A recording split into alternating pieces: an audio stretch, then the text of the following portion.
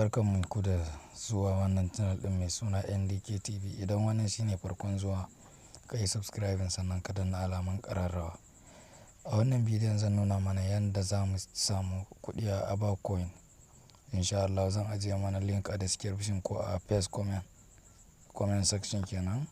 Ka duba first comment ko kuma a description na wannan bidiyon zan ajiye link insha Allah.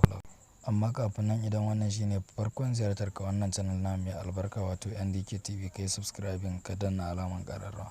Domin hakan yana ƙara mana ƙwarin gwiwa akan yadda za mu ji daɗin kawo muku aikin.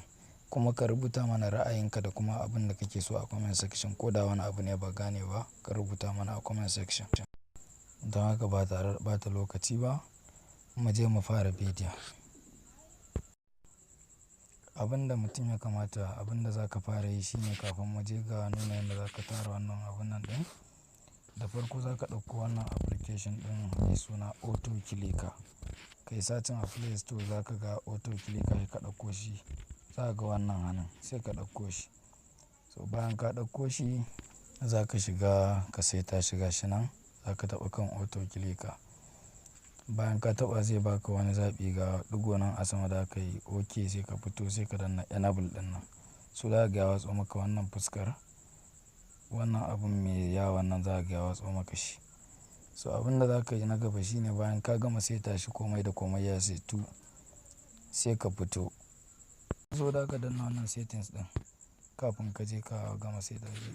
Da ga nan gun da ga 300, to sai ka goge 300 ya kasa 40.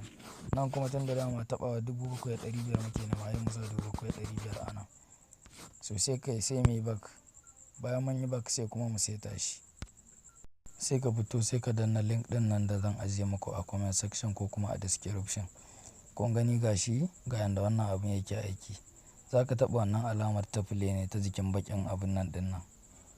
Yanda abun yake aiki kenan. Gashi nan yana tattaɓa da kansa, yana tattaɓa. Gashi nan ina da coins 32,000. Gashi nan yana yi, yana yi, yana yi.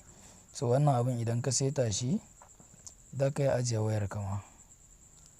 Ka je ka dawo na 'yan minti kaɗan, za ka ga nan da nan ya gama cike ma abun. Dama 7,500 ake. In kuka kalli ƙasan gashi nan 7,143.